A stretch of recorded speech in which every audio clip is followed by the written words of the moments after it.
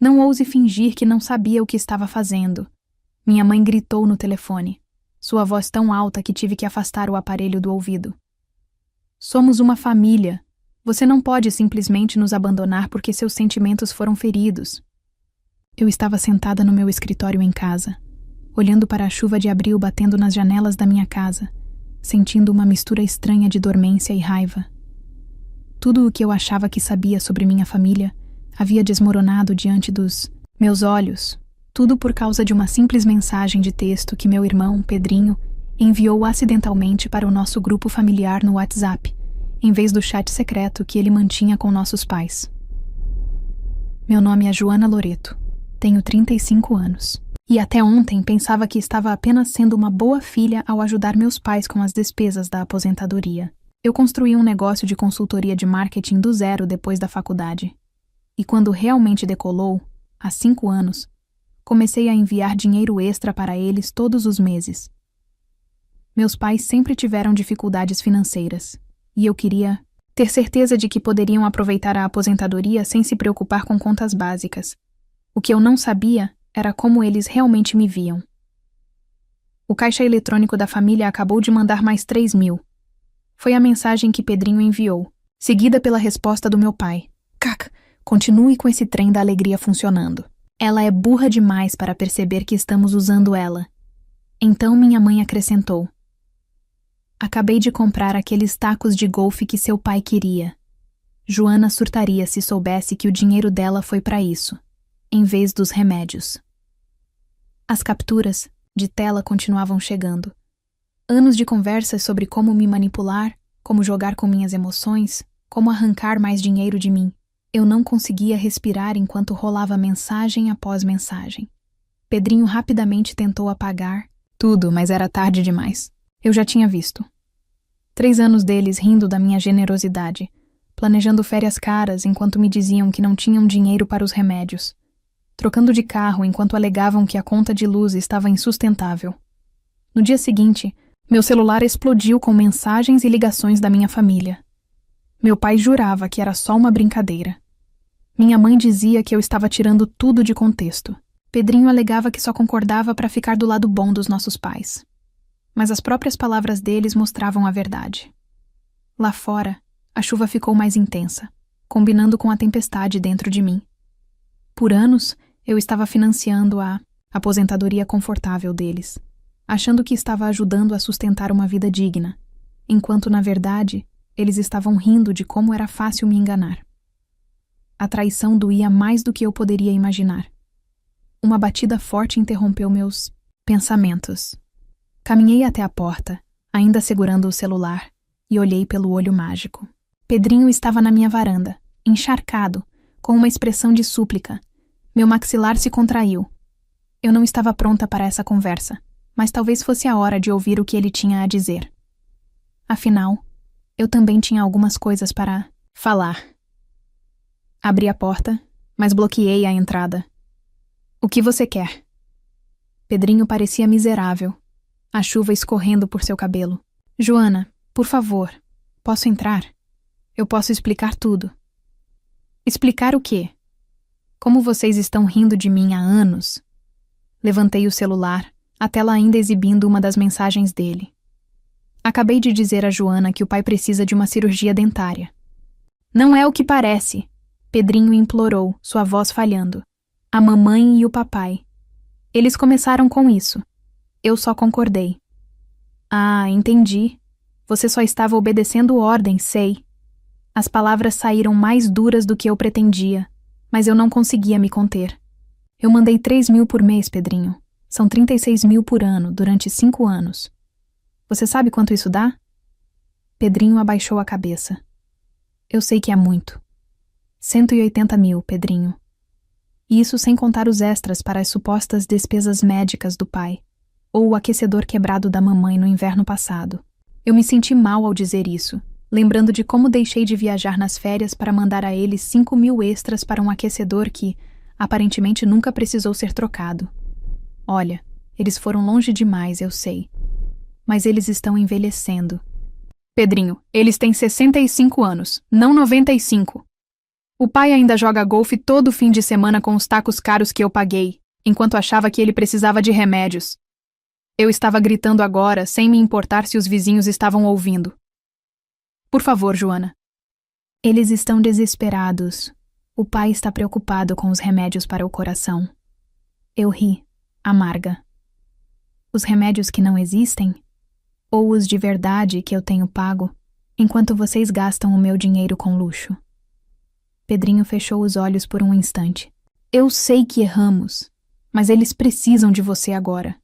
Todos aqueles extras, o estilo de vida, eles não conseguem pagar a hipoteca sem você.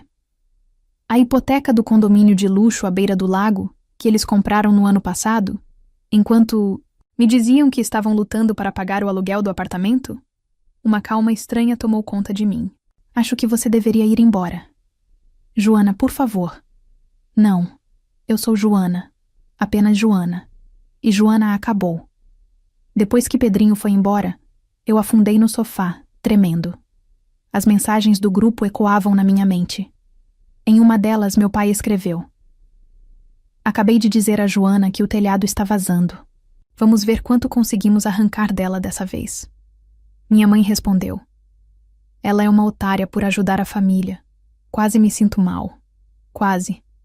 E então Pedrinho: Talvez devêssemos fazer uma aposta para ver com que rapidez ela manda o dinheiro.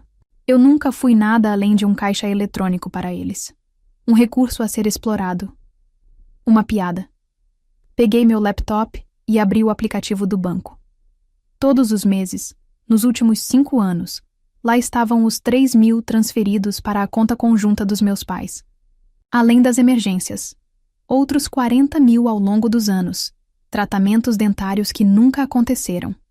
Reparos de carro para problemas inexistentes. Contas médicas de tratamentos que nunca foram feitos.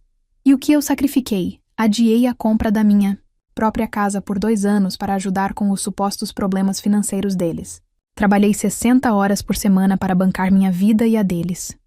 Deixei de viajar, comprei móveis usados, cortei gastos na minha própria vida para garantir que eles estivessem bem. E para quê? Para que pudessem rir de mim. Para que pudessem comprar tacos de golfe e fazer cruzeiros, enquanto eu me preocupava se eles estavam comendo direito. Abri outra aba e entrei na conta de investimento que criei para eles há 3 anos. Meu plano secreto era surpreendê-los com um fundo de aposentadoria suplementar quando completassem 70 anos. Eu vinha contribuindo com 1.000 mensalmente. O saldo mostrava pouco mais de 42.000. Meu dedo pairou sobre o botão fechar conta. Ainda não. Eu precisava de uma mente limpa para isso. Liguei para minha melhor amiga, Tamires, que também era minha advogada. Eles fizeram o quê? Ela praticamente gritou quando expliquei a situação. Eu sei, respondi com a voz vazia. Eu fui um idiota. Não, Joana. Você foi gentil. São eles que deveriam ter vergonha. A voz dela suavizou. O que você quer fazer? Eu não sei, admiti. Parte de mim quer simplesmente cortá-los completamente. Outra parte quer confrontá-los e ouvir a tentativa patética de se explicarem. Antes de fazer qualquer coisa, precisamos revisar tudo o que você configurou para eles legalmente. Eles estão em alguma de suas contas? Apólices de seguro? E aquele fundo de aposentadoria suplementar? Senti um arrepio.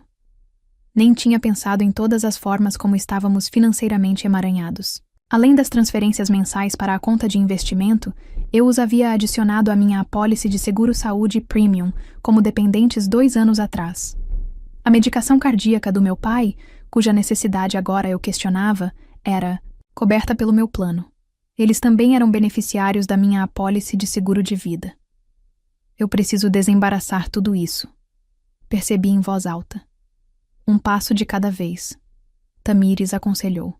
Primeiro, reúna toda a documentação do que você deu a eles. Extratos bancários, mensagens pedindo dinheiro, tudo.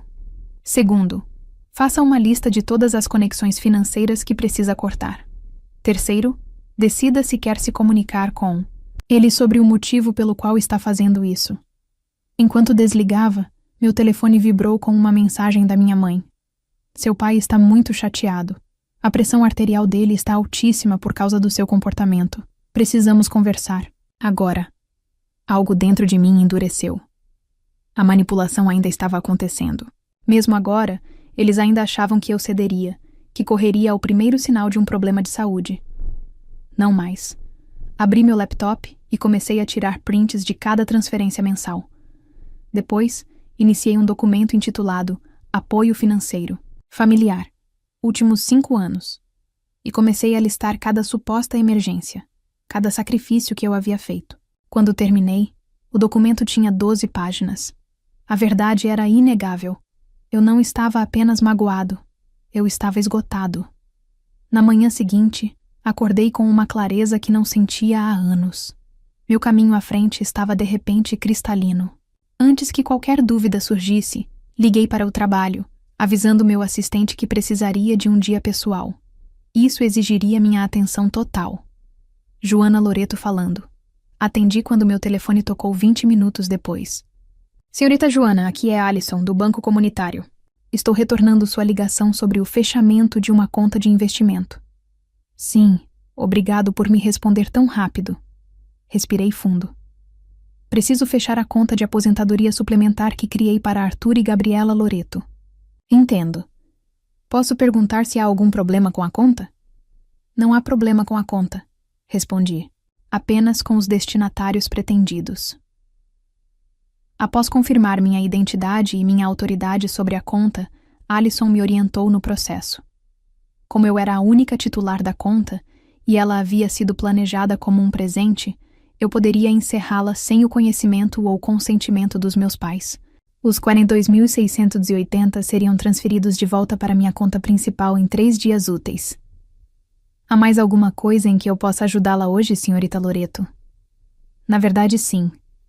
Gostaria de cancelar todas as transferências recorrentes para a conta conjunta de Arthur e Gabriela Loreto, que atualmente são de 3.000 mensais. Correto. Minha voz não vacilou. Quero que isso pare imediatamente. Passo 1. Completo. Em seguida, liguei para minha operadora de seguro-saúde. Esse foi mais complicado. Mudanças no meio do ano para dependentes exigiam um evento de vida qualificado. E descobrir que seus pais estavam me enganando não estava na lista deles.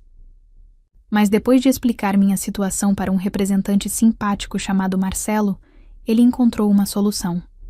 Como eles têm residência própria e você não fornece mais de 50% do suporte financeiro, podemos processar isso como uma mudança no status de dependente, explicou. Eles receberão uma notificação de que foram removidos da sua apólice, com efeito a partir do final do mês. Isso lhes dá 30 dias para encontrar uma cobertura alternativa. Perfeito, respondi. Obrigada por entender. Situações familiares podem ser complicadas, Marcelo disse gentilmente. Já passei por isso. Passo 2. Completo.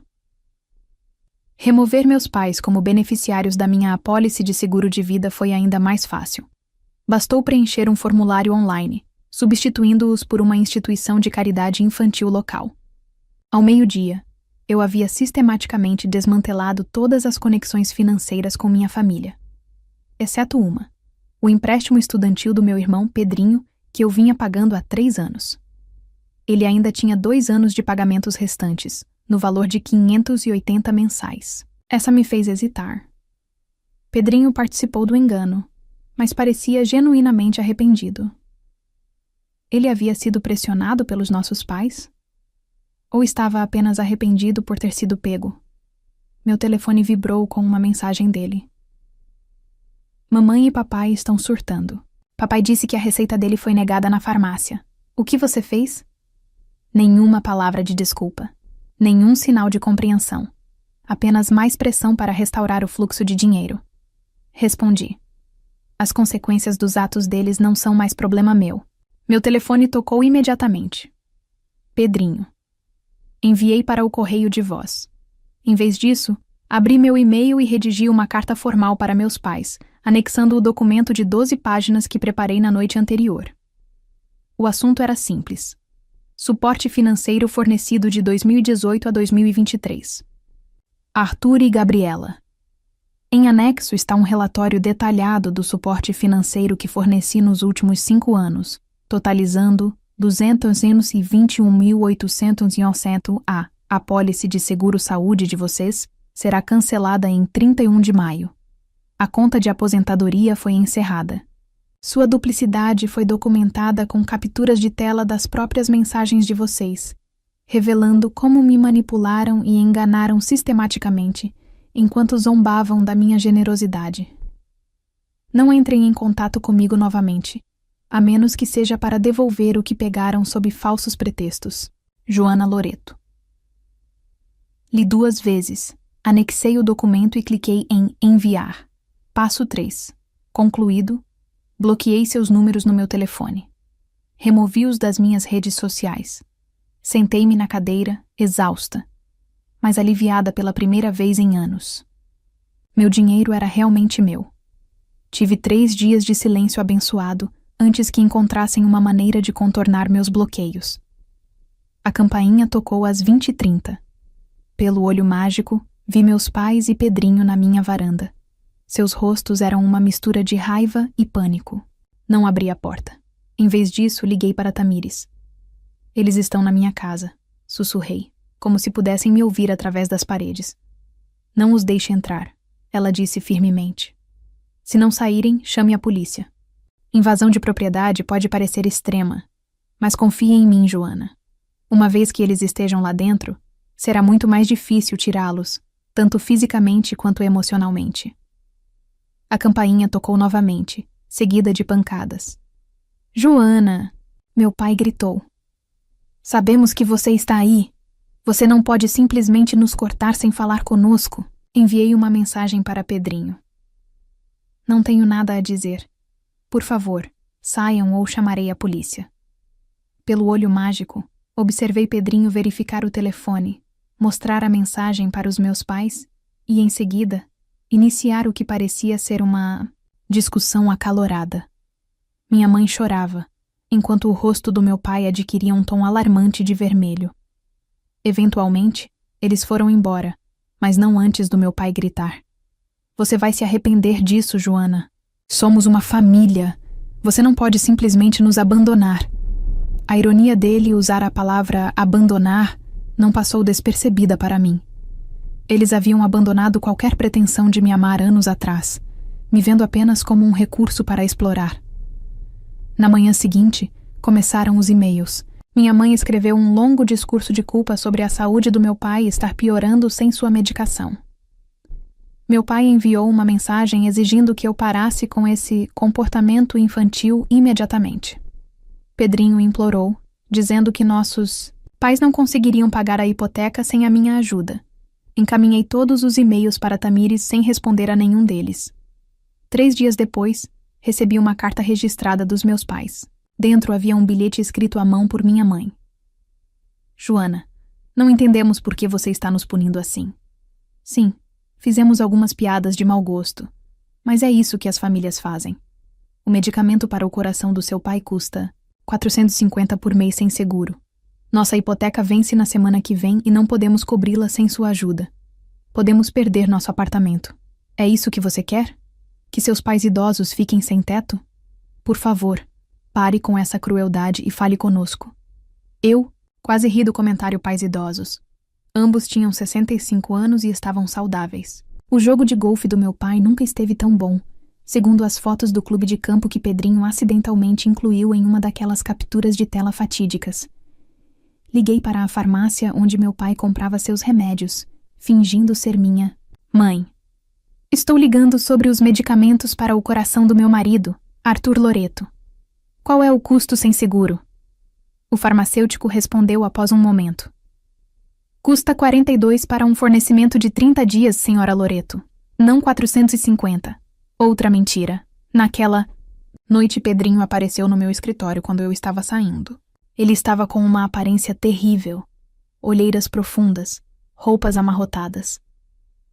Joana, por favor, disse pisando na minha frente. Eles estão desmoronando. Papai está falando sobre falência. Isso não é problema meu, respondi, tentando contorná-lo. Como você pode ser tão frio? Eles são nossos pais. Eles existem porque pais de verdade não exploram os filhos. Pais de verdade não riem pelas costas dos filhos sobre o quão estúpidos e crédulos eles são. Eles cometeram erros. Um erro é esquecer um aniversário, Pedrinho. O que eles fizeram foi calculado e cruel. Por anos, Pedrinho. Anos. O condomínio está entrando em execução hipotecária. Eles não conseguem fazer os pagamentos sem você. Senti um momento de culpa, mas então me lembrei daquela captura de tela. Acabei de convencer Joana de que estamos lutando para pagar o aluguel. Enquanto isso, estamos fechando a compra do condomínio do lago na próxima semana. Saúde! Eles não deveriam ter comprado um lugar que não podiam pagar. Respondi categoricamente. E os remédios do papai? A receita que custa 42, não 450. Ele pode conseguir um emprego no Walmart se precisar cobrir isso. Os olhos de Pedrinho se arregalaram. Como você... Eu fiz minha pesquisa. Chega de mentiras, Pedrinho. Passei por ele e segui para o meu carro. Diga a eles para procurarem programas de assistência do governo. É para isso que eles existem. Joana! Ele gritou atrás. De mim. Eles estão falando em morar comigo. Eu não consigo lidar com isso. Virei para trás. Parece um problema seu, Pedrinho. Bem-vindo às consequências. 2 semanas depois de cortar contato com minha família, eu estava em uma sessão de terapia que finalmente agendei para mim. A doutora Márcia, uma mulher na casa dos 50 anos, com olhos gentis e um comportamento prático, ouviu enquanto eu contava toda a história. Todos os dias eu oscilo entre me sentir forte e me sentir horrível, admiti. Ontem, descobri por um amigo em comum que meus pais tiveram que cancelar a assinatura do clube de campo. Eu realmente me senti culpado por isso por horas. Isso é normal, disse a doutora Márcia. Você está sofrendo pela família que achou que tinha. Isso inclui o luto pelo papel que você desempenhava como provedor deles. Mas eles não. Mereciam meu apoio. Eles estavam me usando. As 2 coisas podem ser verdade ao mesmo tempo. Eles não mereciam seu apoio, e você ainda pode sentir a perda por não mais fornecê-lo. Ponderei sobre isso enquanto ela continuava. O papel de provedor da família claramente se tornou parte da sua identidade. Agora você está redefinindo. Quem você é sem esse papel? Eu não tinha pensado nisso dessa forma, mas ela estava certa. Por 5 anos, eu amarrei meu valor em ser a filha bem-sucedida que sustentava os pais. Quem eu era agora? Ao sair da sessão, recebi uma ligação inesperada do meu tio Marcos, irmão do meu pai, que morava do outro lado do país, no Oregon. Não éramos próximos, mas atendi, curioso. Joana, aqui é seu tio Marcos. Acabei de receber uma ligação, estranha do seu pai, perguntando se ele e sua mãe poderiam vir morar conosco por um tempo. Ele disse que você os cortou financeiramente e que eles estão prestes a perder a casa. É verdade? Suspirei. É complicado, tio Marcos. Imaginei. Seu pai sempre teve talento para contar histórias seletivas. Seu tom era seco. Quer me contar seu lado? Então expliquei tudo. Desde as capturas de tela até as mentiras sobre despesas médicas. Quando terminei, houve um longo silêncio. Não estou surpreso. Ele finalmente disse. Seu pai tentou fazer coisas parecidas comigo anos atrás. É por isso que não somos próximos. Eu me recusei a financiar o estilo de vida dele. Você sabia? Senti uma onda de traição. Por que não me avisou? Você teria acreditado em mim? Eles te convenceram de que estavam lutando e que você era o herói deles. Às vezes, as pessoas precisam descobrir a verdade por si mesmas. Ele estava certo. Eu não teria acreditado nele. Por sinal, ele acrescentou, eu disse ao seu pai que não os aceitaria. Sugeri que reduzissem o tamanho e vivessem de acordo com suas possibilidades. Depois que desligamos, me senti estranhamente validado. Eu não era louco por cortá-los. Não era um filho horrível. Eu era apenas o mais novo alvo da manipulação deles. Naquela noite, recebi uma mensagem de Pedrinho de um novo número. Mamãe e papai vão se mudar para o meu quarto de hóspedes na próxima semana. Estão vendendo o apartamento. Papai está furioso. Eu não posso acreditar que isso está acontecendo. Não respondi. 3 dias depois, outra mensagem. O apartamento está à venda. O carro do papai foi retomado ontem. Isso está ficando muito ruim. Quase mandei uma mensagem de volta. Quase perguntei se eles precisavam de ajuda com as despesas da mudança.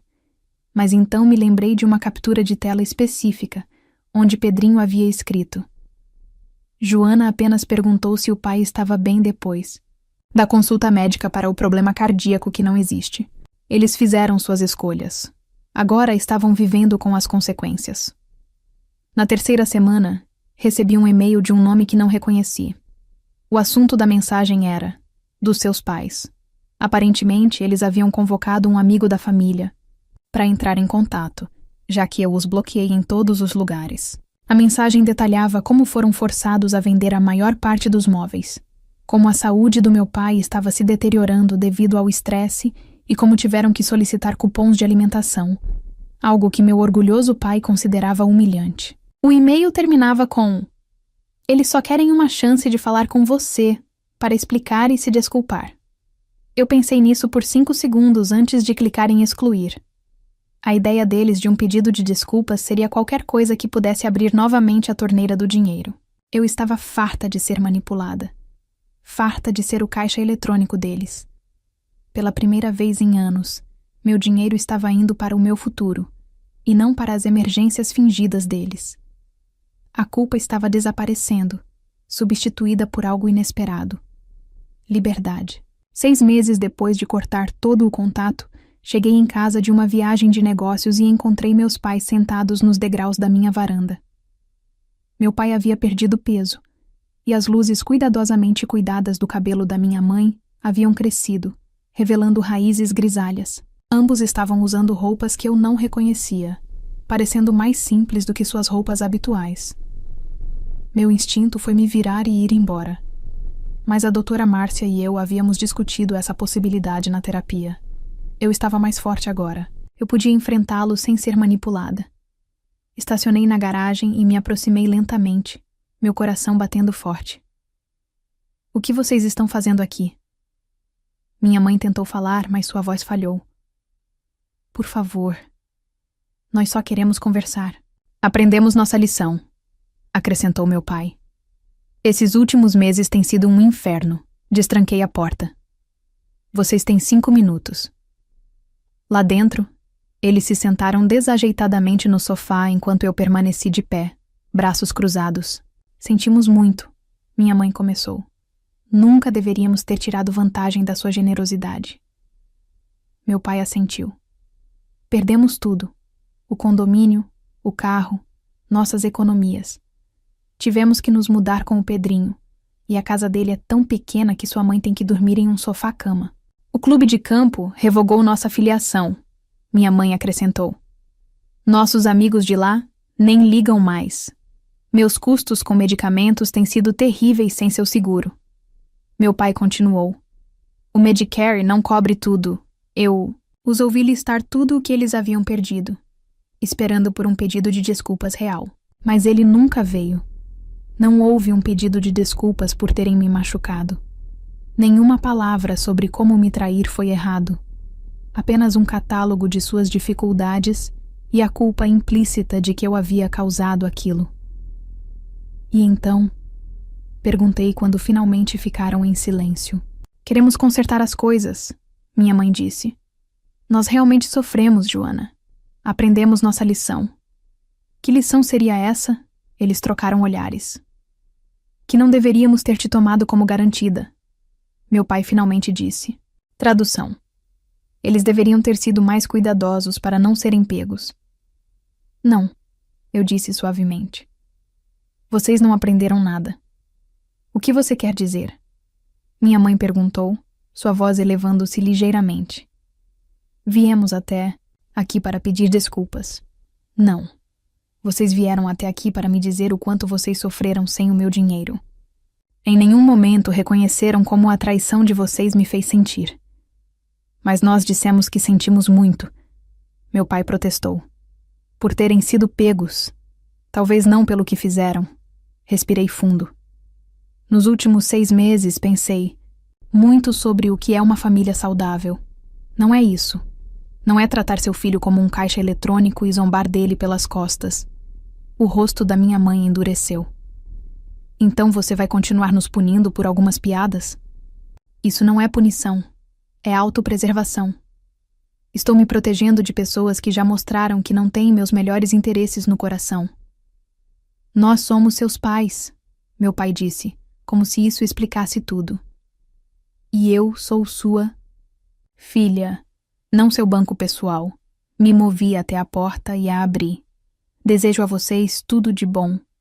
Espero que encontrem uma maneira de viver confortavelmente dentro de suas possibilidades, mas eu não posso mais fazer parte disso. Minha mãe sussurrou com lágrimas nos olhos. Você não pode dizer isso. Nós precisamos de você. Esse é o problema. Vocês não precisam de mim. Vocês precisam do que eu posso fornecer. E isso é diferente. Meu pai ficou furioso, a contrição anterior desaparecendo. Então é isso? Depois de tudo que fizemos por você? O que exatamente vocês fizeram por mim, pai? Além de pegar, pegar e pegar, ele não teve resposta. Quando estavam saindo, minha mãe se virou para mim. Você vai se arrepender disso. Família, Joana, é tudo o que você tem no final. Balancei a cabeça. Não, mãe. Família deveria ser composta por pessoas que te amam incondicionalmente. Eu construí essa família com meus amigos. O que vocês ofereceram foi apenas uma transação. Fechei a porta e me encostei nela, ouvindo os passos deles se afastarem. Eu esperava sentir culpa. Tristeza, talvez. Em vez disso, senti uma paz avassaladora. O caixa eletrônico estava permanentemente fechado, e pela primeira vez na minha vida adulta, eu estava verdadeiramente livre.